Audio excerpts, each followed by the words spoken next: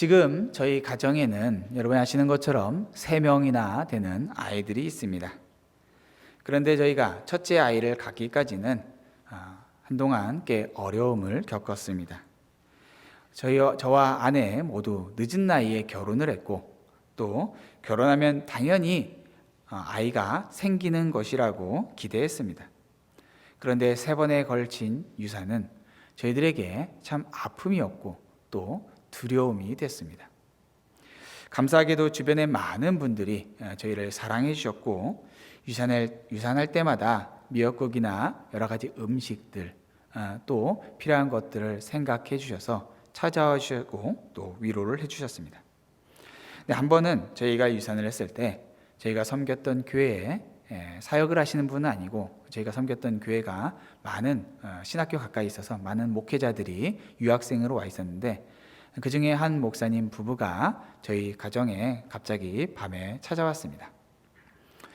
그리고는 정성껏 준비하신 미역국을 주시고는 이런저런 얘기를 해주시는 거예요. 위로를 해주시려고 하신 거죠. 제가 아직 안수를 받기 전이라 전도사 시절이었기 때문에 전사님 하면서 하시는 말씀이, 너무 마음 아파하지 마세요. 아기는 또 가지면 됩니다. 시간이 약입니다. 이렇게 위로를 해주셨어요. 정말 이분들이 좋은 마음으로 그 밤에 미역국까지 끓여가지고 와주신 그 마음은 참 감사했지만, 그 말이 저에게 또 아내에게 위로가 되었을까요? 안 되었을까요?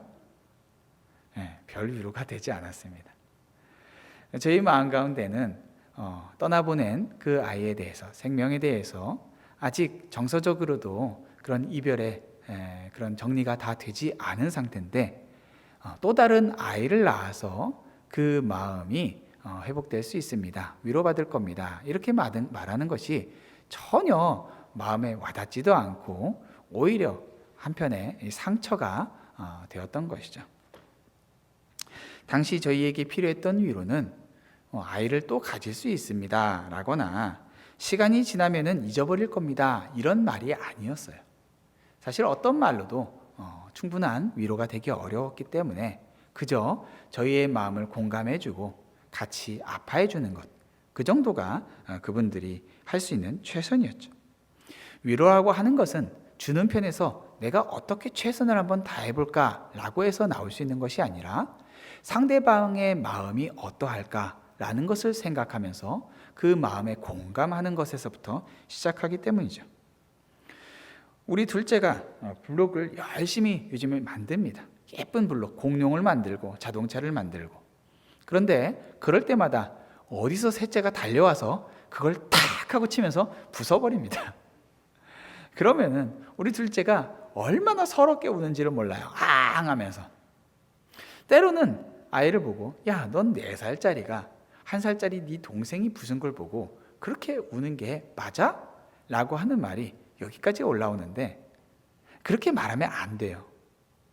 왜냐하면 이 4살짜리 아이는 지금 자기가 자신의 창의력을 최대한 발휘해서 자신이 할 수 있는 가장 멋진 작품을 만들었다고 생각하는데, 자신의 가장 가까이에 있는 동생이 자신의 이 창의성과 또 노력을 인정해 주지 않는 것처럼 자꾸 자신의 작품들을 망가뜨리고는, 이것을 이제 그만해, 더 이상 망가뜨리지 마라 라고 말해도 듣지 않고 반복적으로 이런 괴로움의 시간들이 끝나지 않을 것이라는 것을 본인이 아는 거예요. 때려줄 수도 없어요. 엄마 아빠한테 혼나기 때문에. 그냥 이것들을 오로지 자신이 감당해야 되는 것이 너무 힘든 거죠. 그러니까 할 수 있는 것이 울어버리는 것밖에 없어요.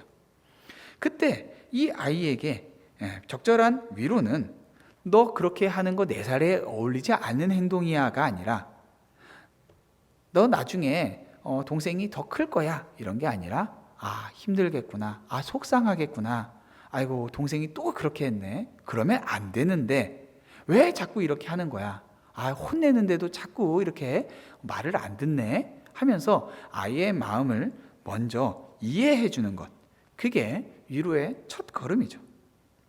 자, 오늘 이 본문에서는 예수님을 만난 한 노인의 이야기를 다루고 있어요. 그런데 이 노인의 가장 큰 특징이라고 한다면은 이 노인은 이스라엘의 위로를 기다려온 사람이다라고 그렇게 기록하고 있어요. 자, 도대체 어떻게 이 노인이 이스라엘의 위로를 기다려왔을까요? 예수님의 부모님들은 율법을 따라서 이 정결 예식을 위해서 예루살렘에 왔어요. 모세 율법에 따르면은 남자 아이를 낳게 되면은 40일 동안 여인은 부정하고, 그리고 그 40일 후에 정결 예식을 치러야지 다시 정결한 하나님 앞에 나아갈 수 있는 그런 정결함을 얻을 수가 있어요. 그러니까 지금 예루살렘에 예수님의 부모인 요셉과 마리아가 예수님을 데리고 왔다라는 것은 예수님이 이제 갓 40일 된 혹은 40일 조금 넘은 갓난 아기라는 것이죠. 갓난 아기와 함께 이 가족이 왔어요. 그런데 오늘 본문에 보니까 이들이 드린 이 예물을 산 비둘기 한 쌍이나 혹은 어린 집 비둘기 둘로 제사하려 함이더라, 이렇게 기록하고 있는데, 이것은 정결 예식에서 모든 사람들이 이런 식으로 제사를 드렸던 건 아니에요. 원래는 어린 양을 드려야 했어요. 그런데 어린 양 대신 비둘기는 모세의 율법에서 가난한 자들을 위하여서 드릴 수 있는 배려였어요. 그러니까 지금 이 요셉과 마리아는 굉장히 경제적으로 넉넉하지 않은 형편에 있었다는 것이죠. 그렇게 가난한 이 요셉과 마리아가 갓난 아이를 데리고 예루살렘에 갔을 때, 예루살렘 성전에서 이 정결 예식을 치르려고 할 때에 오늘 본문에 나타나는 시므온이라고 하는 한 노인이 소개되고 있습니다. 이 시므온이라고 하는 노인은 나이가 기록되지는 않았어요. 그런데 그에 대한 소개를 보면은 분명히 아주 나이가 많은 노인이었다라는 걸 알 수가 있어요. 29절에 보니까 주제여 이제는 말씀하신 대로 종을 평안히 놓아주시는도다 라고 말하는 것은 그가 이제 죽을 나이가 다 됐고 죽어도 여한이 없습니다 라고 말하고 있다는 것이죠. 자, 그렇다면 그가 기다린 것이 무엇일까요? 25절에 보니까 이 사람이 기다려온 것을 이스라엘의 위로라고 말하고 있어요. 분명히 이 위로라고 하는 것은 바로 이사야 말씀을 가리키고 있는데, 이사야 말씀의 40장 1절 2절을 보면은 너희는 하나님이 이르시되 너희의 하나님이 이르시되 너희는 위로하라 내 백성을 위로하라 너희는 예루살렘의 마음에 닿도록 말하며 그것에게 외치라 그 누역의 때가 끝났고 그 죄악이 사함을 받았느니라 그의 모든 죄로 말미암아 여호와의 손에서 벌을 배나 받았느니라 할지니라 하시니라. 이렇게 말씀하고 있어요. 이사야서는 1장부터 39장까지는 이 바벨론의 이 이스라엘 사람들이 유대가 포로로 끌려갈 것에 대해서 경고하고 있어요. 그들이 죄를 지었어요. 그런데 이 40장에 들어가면은 갑자기 바벨론 포로 생활이 다 끝난 것처럼 이야기를 해요. 바벨론 포로 생활이 다 끝나고 그리고 다시 하나님의 영광이 이 시온에 돌아올 것이라고 하는 위로의 메시지를 전하고 있어요.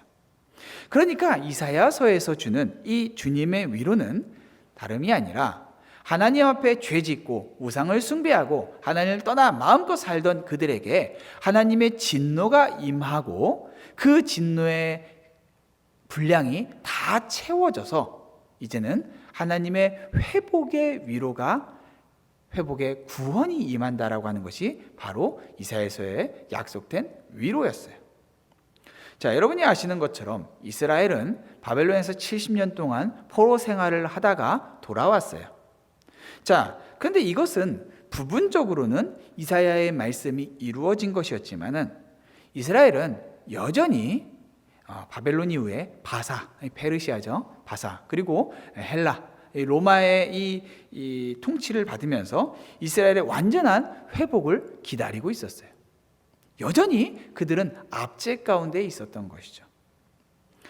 이 시몬이 기다린 이스라엘의 위로는 선지자 이사야를 통해서 준 이 위로는 단지 바벨론의 통치에서 벗어나는 것이 아니라 이스라엘이 앞으로도 계속 있을 그 통치에서 벗어나는 것이고, 궁극적으로는 이스라엘의 영적인 회복이었어요. 하나님 앞에 죄를 짓고 하나님 앞에 심판받아 마땅한 그들이 하나님의 심판이 완전히 끝났을 때에 하나님과 온전한 회복을 갖게 되는 것, 그것이 바로 이사야가 말했던 하나님의 위로였고, 또 시므온이 기다렸던 그런 위로였던 것이죠. 근데 이 위로는 다른 이로 주어지는 것이 아니라 바로 약속된 메시아를 통해서 주어지는 회복이었어요. 그러니까 이 시몬이 기다려온 이스라엘의 위로는 궁극적으로 약속된 메시아를 통해서 주어질 하나님과의 온전한 회복이었어요. 여러분 한번 생각해 보세요. 수백 년 전 이미 이스라엘이 바벨론의 BC 588년에 망하기 전에 이미 수백 년 전에 기록된 하나님의 말씀이었어요. 자, 그 말씀이 있었던 이후로 수많은 시간이 흐르면서 많은 사람들이 이 예언의 성취가 어떻게 이루어질 수 있을까라고 기대를 했어요. 분명 포로 시절에서 돌아왔을 때, 야, 하나님의 위로가 우리에게 임했다라고 기뻐했어요.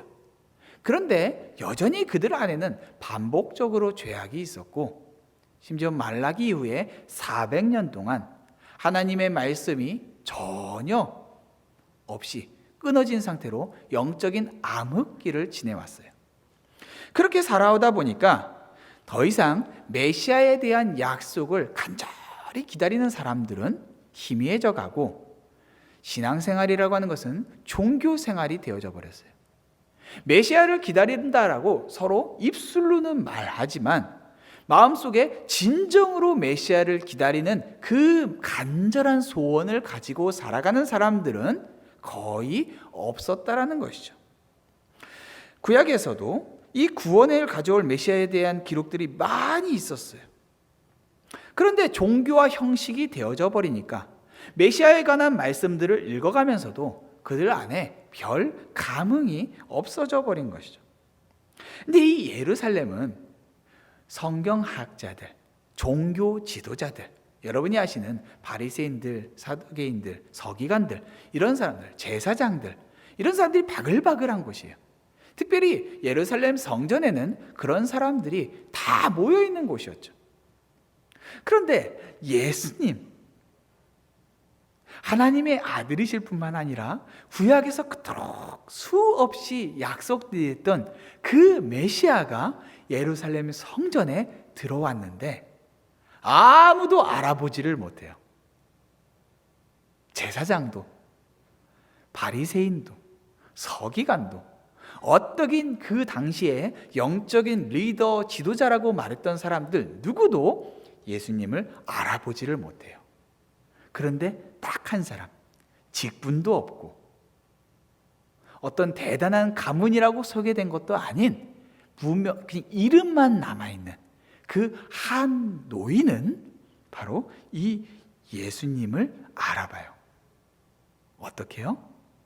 바로 그가 그토록 메시아를 기다려왔기 때문이었죠. 이 성경, 이 노인은, 여러분, 사람이 나이를 먹으면요, 이 작은 일들에 일희일비하지를 않죠.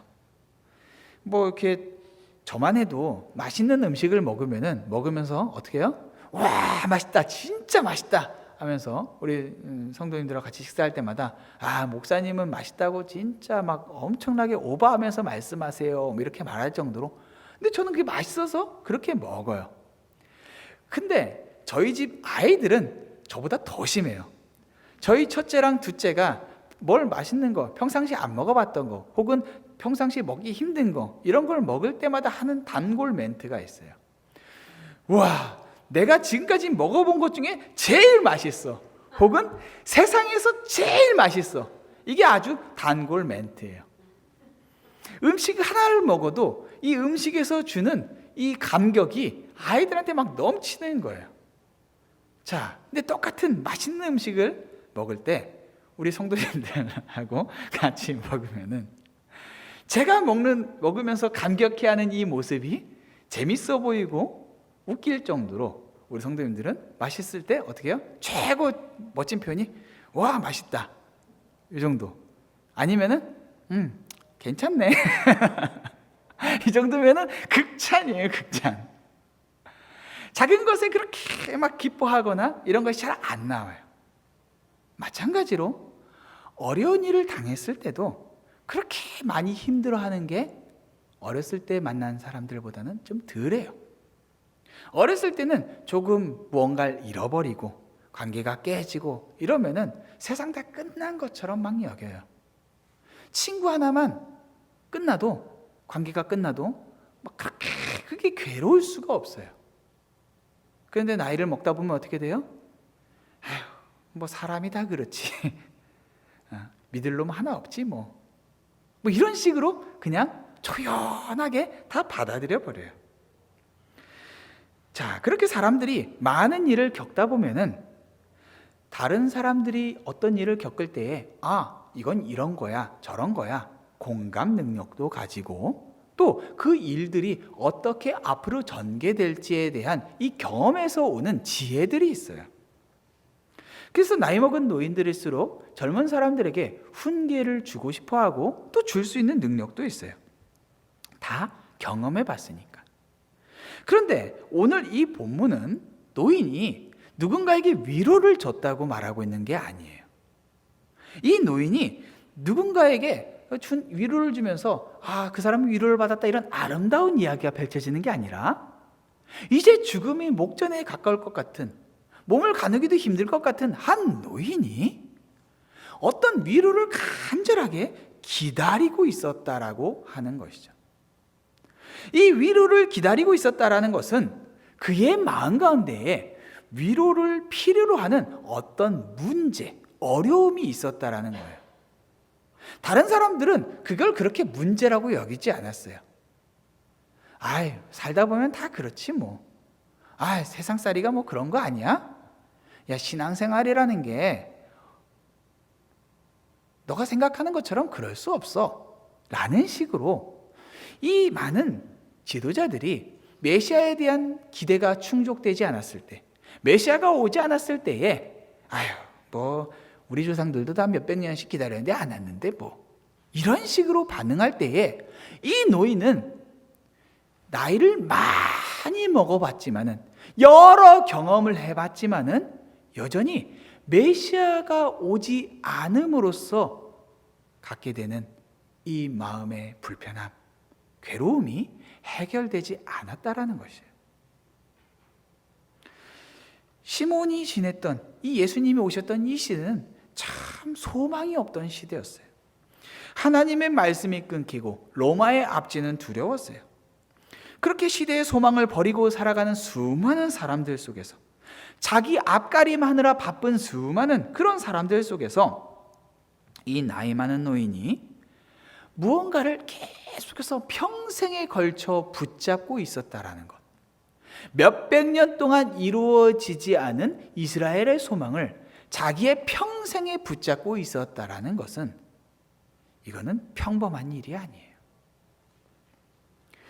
이 노인이 기다렸던 이스라엘의 위로라고 하는 것은 자기 자신의 개인적인 소망이라기보다는 자기 자신이 포함된 이스라엘을 향한 긍휼의 마음에서 시작된 것이에요.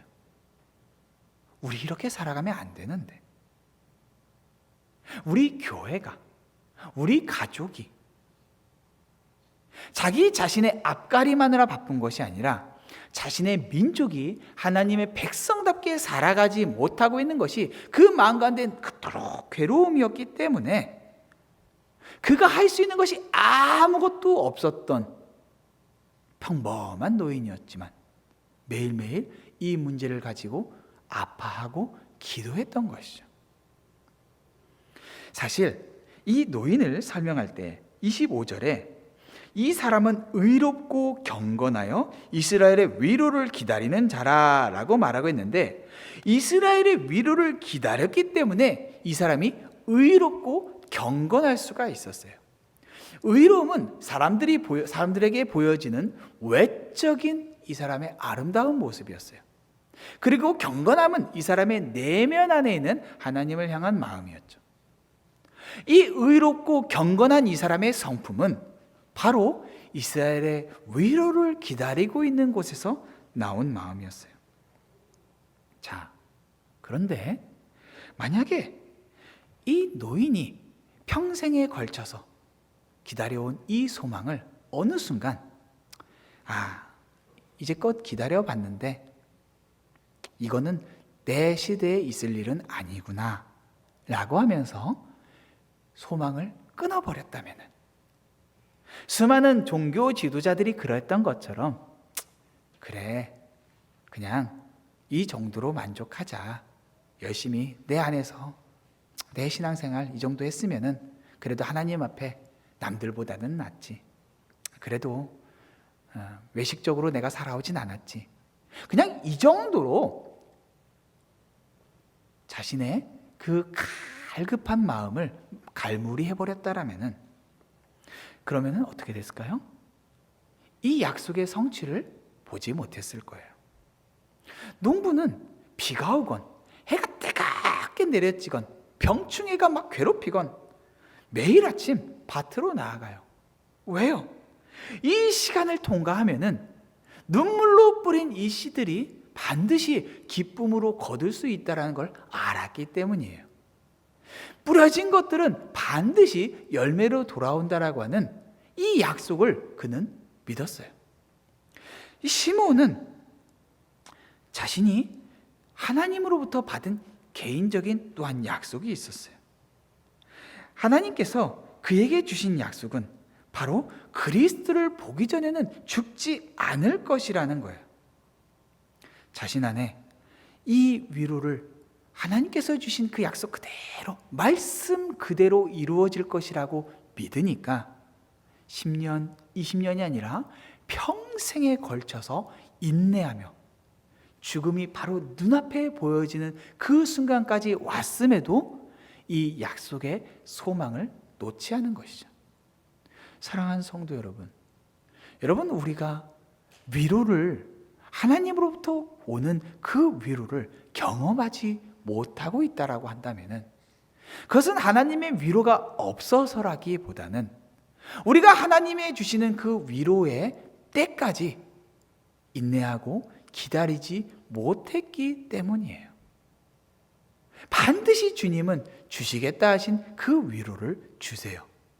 그런데 우리가 어느 순간 이 정도면 됐지, 그래 뭐 먹고 사는 거 문제 없으니까, 당장 어려움들은 극복이 됐으니까 라는 식으로 내 편에서 내 열심과 내 헌신으로 문제 해결한 것으로 만족해버리고 만다면은 주님께서 주시는 그 풍성한 위로의 감격은 우리의 삶에서 경험할 수가 없는 것이에요.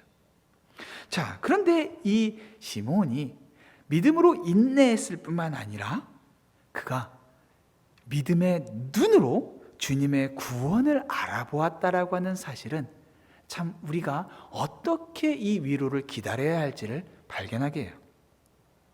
오늘 본문은 이 노인에 대해서 25절 후반부에 보니까 성령이 그 위에 계시더라라고 말하고 있어요.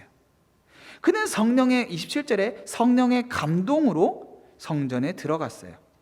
그리고 예수님을 봤을 때에 성령에 의해서 예수님을 알아봤어요. 수많은 인파가 몰려드는 곳이었어요. 화려한 복장과 높은 지위의 사람들도 많았어요.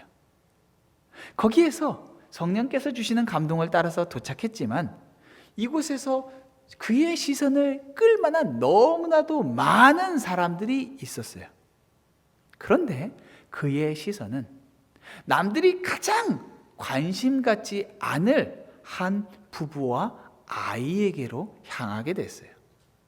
가난해서 양도 아니라 겨우 비둘기로 정결 예식을 드리는 초라한 행색의 부부, 그리고 그 부부의 손에 들려있는 스스로는 아무것도 할 수 없는 40일짜리 갓난아기. 누가 이 부부와 아기를 보면서 메시아라고 감히 상상을 할 수가 있겠어요? 그런데 육체의 눈으로 보았을 때는 전혀 가늠할 수 없었던 그 주님을 성령과 함께하며 영의 눈으로 보았더니 알아보게 된 거예요.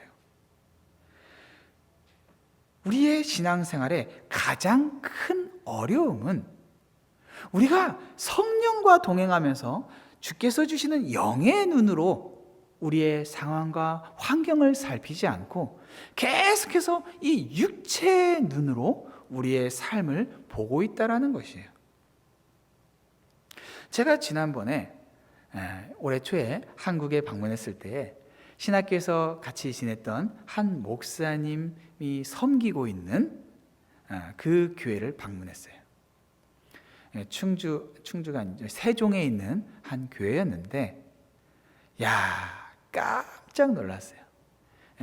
세워진 지 40년이 흘러서 지금은 이제 새로 건축을 이제 처음으로 40년 만에 처음 건축을 했는데, 그 40년 동안 지금 또 예배를 드리고 있는 그 예배의 터는 11번에 걸쳐서 증축을 했어요.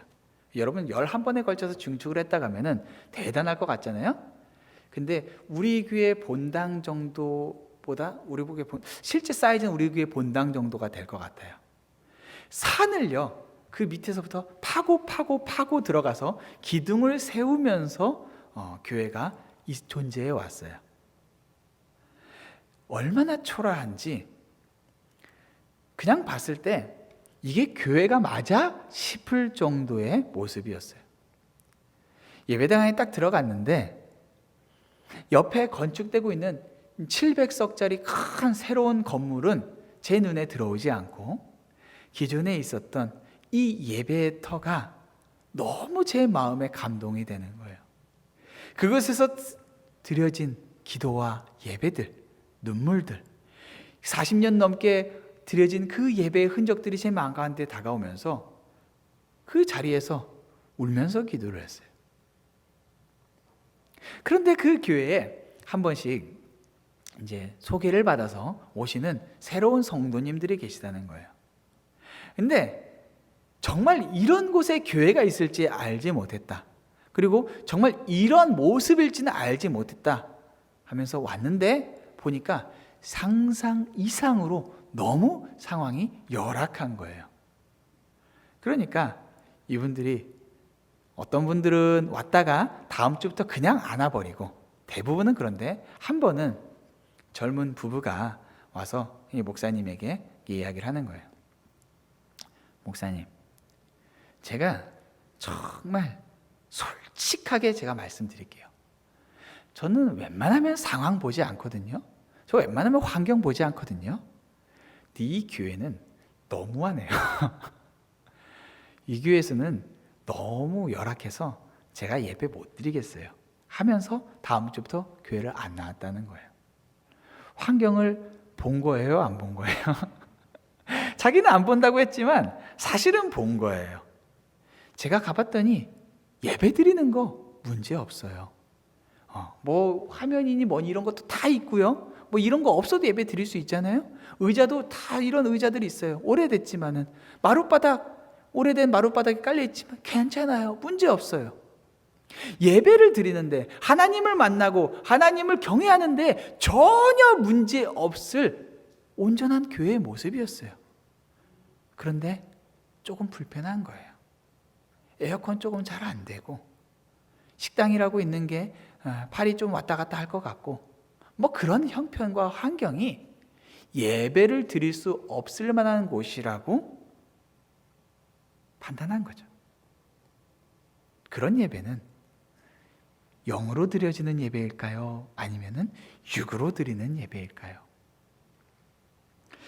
우리가 신앙생활하면서 계속해서 이렇게 육적인 눈으로 볼 때가 많다는 것이죠. 그런데 이 시몬은 그런 걸 보지 않았어요. 오직 영의 눈으로 바라봤다라는 것이죠. 우리가 이 교회를 보면서 세워진 이 건물과 넓은 잔디를 보는 거, 예배를 드리는데 전혀 어떤 득이 되지 않아요. 우리에게 정말 필요한 것은 화려한 공간이건 초라한 천막이건 오직 주님만 바라보면서 예배를 드려야만 주님께서 받으실 만한 예배가 되는 것이죠. 이 시몬이 그렇게 영의 눈으로 주님을 바라봤을 때 그는 놀라운 고백을 올려드려요. 29절에 보니까 주제여 이제는 말씀하신 대로 종을 평안히 놓아주시는도다 라고 말하고 있어요. 이 시몬은 굉장히 성경 전체에서 독특한 캐릭터예요. 메시아를 만나기 전에는, 그리스도를 보기 전에는 죽지 않을 것이다 라고 하는 메시지를 성령으로부터 받았어요. 자, 그런 메시지를 받은 사람도 없었을 뿐더러 그 메시지를 받고 나서 정말로 주님을 발견하자, 아기 예수님을 보자 그는 이제 나 죽어도 좋습니다 라고 고백하고 있는 거예요. 여러분, 노년이 되면서 우리에게 가장 큰 염려, 죄송해요, 우리라고 해서 저는 노년이 아닌데 노년이 되면서 우리 성도님들에게 가장 큰 염려는 아마도 죽음에 대한 생각일 거예요. 죽음은 분명 날마다 매일매일 한 걸음 한 걸음 더 가까이 다가오고 있어요. 저도 조금씩 나이를 먹어가면서 더 젊었을 때에는 생각하지 못했던 죽음이 조금씩 더 선명하게 보여지고 있어요. 죽음에 대해서 이야기하는 것은 사실 우리에게 기쁨이 되기보다는 염려와 걱정이 돼요. 어쩌면 죽음에 대한 이 막연한 두려움이 시몬에게도 동일하게 있었을 거예요. 그는 경건한 사람이었지만은 그 죽음은 그에게 이스라엘의 회복이라고 하는 그 마음 가운데 있는 소망을 보지 못할 수도 있겠구나라고 하는 염려와 걱정을 주었을 거예요. 우리에게 죽음은 단지 죽음 이후의 미래에 대한 염려와 걱정도 있을 수 있지만 남겨진 이들에 대한 내 자녀들, 내 배우자, 그들이 나 없이도 행복하고 안전하게 살아갈 수 있을까라고 하는 그러한 고민들을 우리에게 남겨주게 돼 있어요. 시므온도 자신 죽음 이후에 이스라엘이 어떻게 하나님 앞에 온전하게 세워지고 살아갈 수 있을까라고 하는 그러한 생각이 그에게 있었던 것이죠. 그가 바라본 이스라엘은 하나님의 백성이라고 부름받기에는 너무나도 초라하고 열악한 모습으로 살아가고 있었어요. 그런 시몬을 향해서 주님께서는 아마도 그를 위로하시기 위해서 얘야, 너가 그렇게 바라는 이스라엘의 회복, 그 이스라엘의 회복을 가능하게 하는 메시아, 그 그리스도가 곧 올 거야 라고 그를 위로하신 것이라고 보여져요. 너 그리스도를 그리고 네 눈으로 직접 확인하게 될 거야. 이것은 이스라엘의 회복을 간절하게 소원하는 시몬에게 하나님의 약속이 그의 살아생전에 성취될 것이라고 하는 놀라운 위로의 말씀이었어요. 정말요? 그리스도가 정말로 저의 살아생전에 온다는 것인가요? 그러한 주님의 약속은 그에게 위로와 기대가 되었던 것이죠. 자, 그러자 그가 정말로 아기 예수님을 만났을 때, 아직 예수님은 어떤 사역을 하지도 않았고 앞으로 이 아기 예수가 어떻게 사역을 놀랍게 성취할지 다 알지 못해도 그 아기 예수에 대한 예언을 그의 어머니 마리아에게 나누면서 그는 이미 이 아기 예수가 이 땅에 오심으로써 반드시 주님의 약속하신 이스라엘의 회복, 이스라엘의 위로가 임할 것이라는 것을 믿었어요. 자, 그러자 그가 죽음을 대하는 태도가 놀랍게 나타나요. 죽음아, 와라. 나는 죽음이 두렵지 않다라는 모습을 그는 보이고 있죠. 사람은 언제 죽음을 두려워하지 않을 수 있을까요? 바로 그리스도를 만났을 때예요. 불신자들도 죽음 이후의 세상을 믿어요. 그들도 죽음 이후에 어떠한 세상이 있을 거라고 믿는 대다수가 있어요. 그런데 그러한 세상이 있을 거라고 믿으면서도 여전히 그들의 마음 가운데는 두려움이 있어요. 죽음 이유가 있다는 사실을 아는 것이 우리에게 위로가 되는 것이 아니라 어쩌면 죽음 이유가 있다는 것이 더 많은 공포와 두려움을 주기도 해요. 여러분, 공포 영화를 보면은 죽음 이후의 세계를 다루면서 사람들에게 더 많은 두려움을 주고 있죠. 그렇다면은 어떻게 우리가 죽음 이후를 두려워하지 않고 위로를 받아요? 그리스도를 만나는 거예요. 평생을 죽기를 두려워하면서 두려움의 종로로 타던 우리에게 주님은 이 땅에 오셔서 십자가에 달려 죽으셨어요.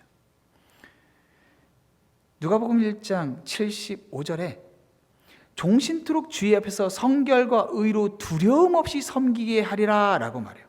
우리는 평생을 주님을 두려움 없이 섬기는 자들이고, 히브리서 2장 15절에 보니까 또 죽기를 무서워함으로 한평생 매어 종로로 타는 모든 자들을 놓아주려 하신다. 그것이 주님의 사역이었어요.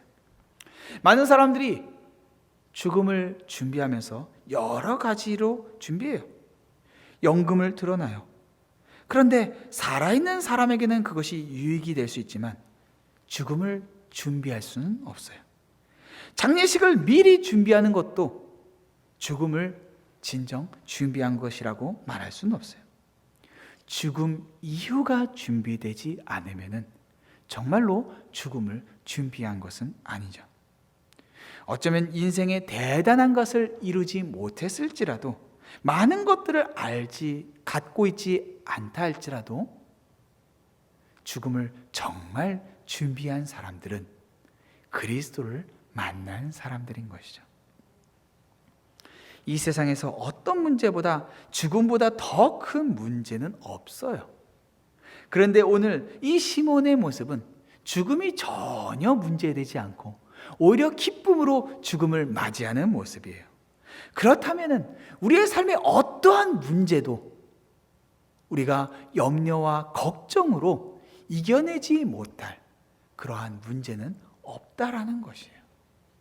주님이 주시는 위로는 죽음까지도 기쁨으로 맞이할 수 있게 하는 위로이고, 그렇다면 주님께서 우리에게 주시는 위로는 우리의 일상에서 만나는 모든 크고 작은 일들을 넉넉하게 감당할 수 있게 한다라는 것이죠. 아내가 뱃속의 생명을 잃고 나서 아무 말도 하지 못한 채 침대에 누워서 눈물만 흘리면서 울고 있었어요. 저도 같이 울었어요. 무엇라 할 말을 찾지를 못했어요. 당장 내 마음이 찢어질 듯 아팠는데 아내를 위로해야 되겠다는 마음은 있지만 아내를 위로할 수 있는 능력도 제 안에 없었어요. 같이 공감하고 울어주는 것, 그게 사실 사람이 줄 수 있는 위로의 최선이죠. 딱 거기까지예요. 그런데 그렇게 할 수 있는 것이 아무것도 없어서 침대에 누워서 주르륵 눈물을 흘리다가,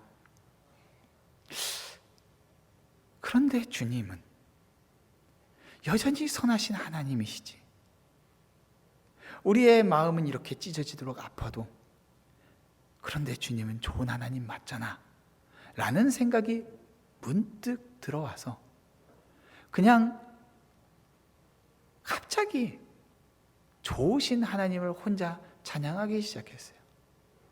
눈물을 주르륵 흘리면서 좋으신 하나님, 목이 메이는데 그 좋으신 하나님을 찬양하는데 내 상황과 환경이 어떠함에 상관없이 정말로 주님이 좋으신 하나님이라는 것을 묵상하고 입술로 뱉으면 뱉을수록 그 좋으신 하나님이 저의 마음을 더 만져주시고 위로해 주시는 것이 느껴지기 시작했어요. 그런데 갑자기 주님의 위로가 저에게 어떠한 생각을 떠올리게 하셨는데, 아내의 태중에 있던 이 아이가 비록 이 세상에서 엄마 아빠의 손에 안겨보지도 못했고, 그렇게 이 세상에서는 그 삶이 끝나버렸지만, 시작도 못한 채 끝나버렸지만, 이 아이가 지금 있을 곳이 바로 주님의 품 안이라고 하는 것이 마음 가운데 갑자기 깨달아지기 시작했어요. 그래서 갑자기 성경을 찾아서 몇 구절을 찾아보고서는 제 마음 가운데에 정말로 이 아이를 주님께서 품고 계시구나 라고 하는 것이 확신을 가지게 됐어요.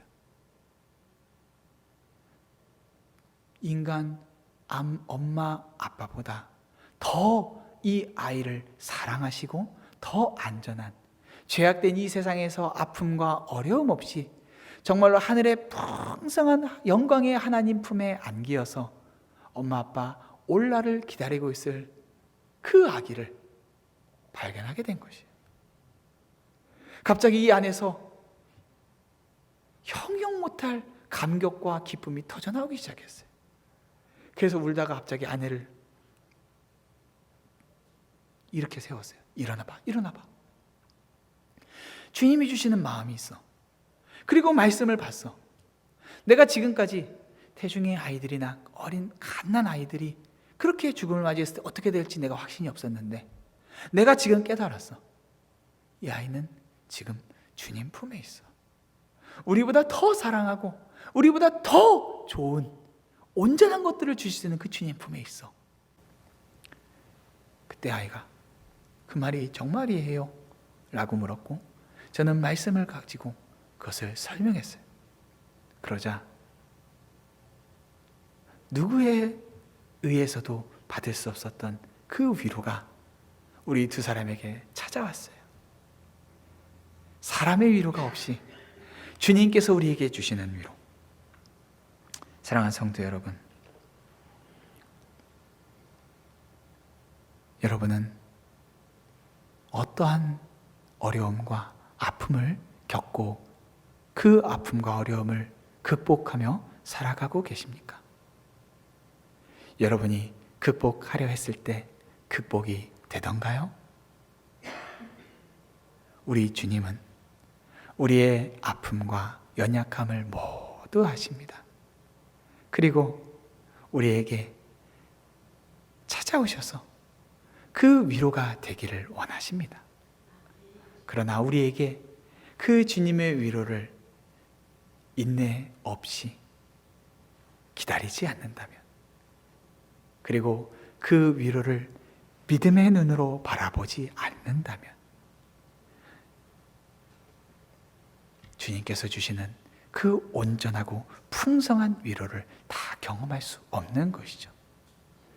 2000년 전 우리 주님 이 땅에 이스라엘의 위로로, 저와 여러분의 구원이며 위로로 이 땅에 오셨습니다.